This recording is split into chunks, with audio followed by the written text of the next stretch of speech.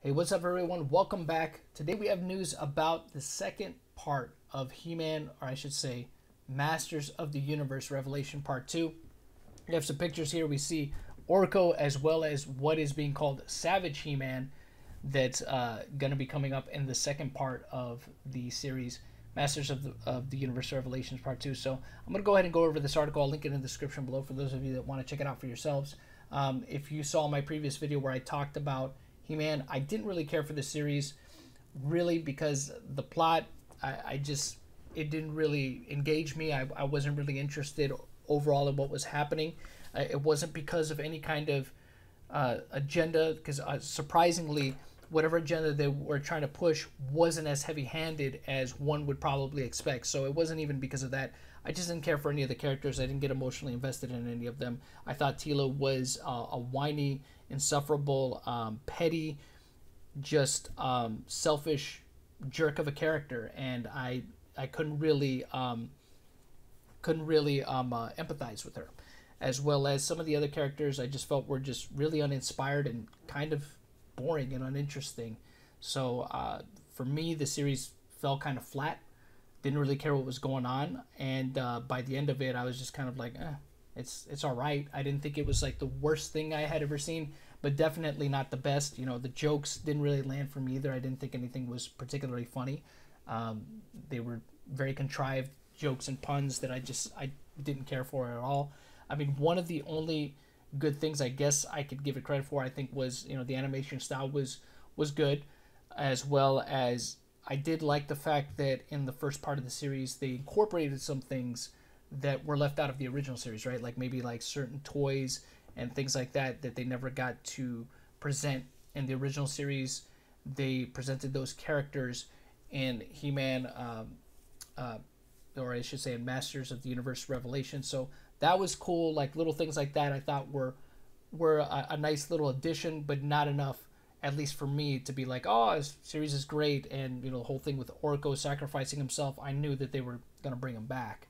It wasn't, and this is not surprising to know, but I thought it was funny that Kevin Smith was making it a thing like, oh, this character that everybody hated, that, you know, back in the day that they thought was annoying, you're going to feel bad when he sacrifices himself. And it's just like,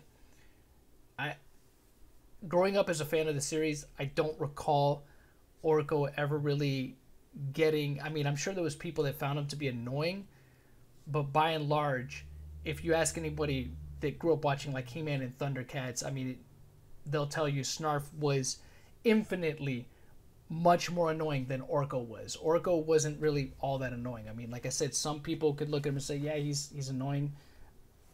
He ain't got nothing on Snarf. Just saying. But let's go ahead and go over this. Link is in the description below for this article if you guys want to go ahead and read it for yourselves. I'll also link the previous video that I'm talking about. But let's go over this. In July, Masters of the Universe fans were divided when Masters of the Universe Revelation made its debut on Netflix. This is true. And as we can see here on Rotten Tomatoes, it still holds at an average audience score of 39%. So the sentiment is still that good, at least presumably, right? If we're to go by this, that most people still don't really care for it all that much. So let's continue on here, though. Led by showrunner Kevin Smith, the continuation of 1980s He-Man and the Masters of the Universe animated series dropped audiences in a world where former adversaries had to join forces to face a new threat. Then a cliffhanger ending left fans and the fate of He-Man hanging. Oh, and just to clarify some things here. So that's another thing that people got upset about with Kevin Smith. It wasn't just the fact that he pulled the whole kind of bait and switch with people, and even though he tried to say afterwards, like, well, that's not what I literally said. Well, it didn't matter. We know what you were doing. You know what you were doing. It's the fact that he also portrayed this as a kind of sequel series, but then kind of reneged on that as well by saying, oh, well, it's more of a reimagining of what could have happened. You know what I mean? It's a reimagined possible sequel, but not an actual direct sequel. So he played a lot of word salad with things that he said out there. But let me continue on here. The story will continue and conclude in Masters of the Universe Revelation Part 2. Debuts on Netflix on November 23rd. So there we go. We have the date. The War for Eternia picks up where Part 1 left off, with Skeletor wielding the Sword of Power in his new form, Skelegon.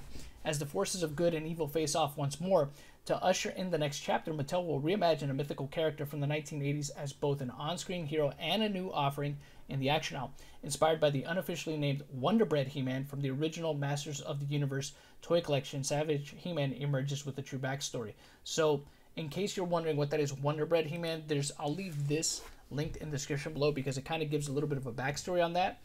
So the whole lore behind this particular figure was there's this brown-haired He-Man figure with just the loincloth and a different set of weapons that people got sent as part of a promotion, some kind of promotion, I believe. I don't know if it was specifically with Wonder Bread. I'm sure that I'm wrong about that. I think it says something like that in here. Anyways, the point is Mattel, I guess, they were trying to get the license for Conan around that time, and they had mocked up a figure, I guess, to show the people that owned the rights to Conan at the time, like, hey, we want to make like a Conan series of figures. Here's what it looks like. And I guess they didn't end up getting the license to Conan. I'm kind of giving just the Cliff Notes version of this, of what I read here, but they weren't able to secure the license. So what they ended up doing is, a couple years afterwards, they ended up just reusing the molds and creating their own series, and that being He-Man and Masters of the Universe. So that's my understanding of this. It was part of a promotion, as you can see. In 1983, Mattel did a buy 3 get 1 free deal with some of their toy lines. And for the Motu fans, I guess this is one of the things that they received as part of a promotion. So like I said, you can read more about it.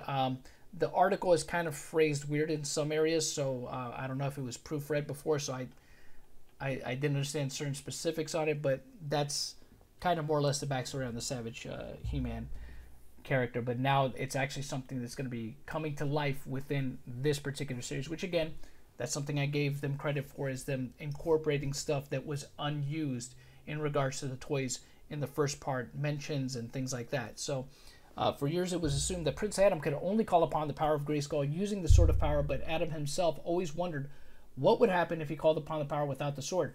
Says PJ Lewis, Vice President, Global Head, Action Figures, Mattel. We now know the answer, Savage He-Man. The Barbarian version of He-Man comes to the action aisle in a special Masterverse 2-pack alongside Orko, available next year. The figure will feature at least 30 points of articulation.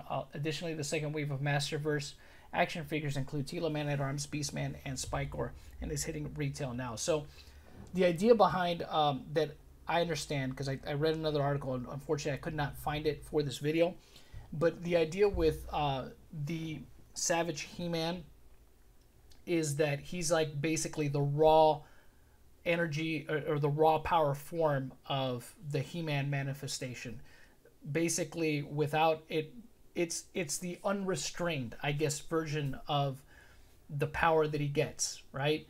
The sword apparently helps him channel that power. It serves as kind of a bit of a buffer, I guess, to his power, to help him mitigate it. This He-Man is savage, like they say. He's more of like I guess you could say, like how the Hulk used to be, right? When he first became green, I should say, where he became the mindless, brute, savage type of animalistic type of Hulk. That's kind of the idea here with this He-Man, is that without the Sword of Power, he's just more of this primordial type of version of He-Man, where he just doesn't really think, he just kind of acts. So that's my understanding of what's been said about this, which, look, that could be an interesting thing. I guess we'll have to wait and see how it all plays out when the show comes out. But I'm not holding my breath for anything at this point, just because of the lies that have been told in the past. I don't have any high expectations for anything. Like I said, I'll probably still end up checking it out just to see, but yeah, I guess we'll just have to wait and see. Maybe somehow, some way, it could win me back. That's what would really subvert my expectations, if the show wins me back with something genuinely interesting and something good, something with substance. But until then, we'll just have to wait and see. But let me know what you all think about this in the comment section below. As always, y'all know how it goes. The hunt continues.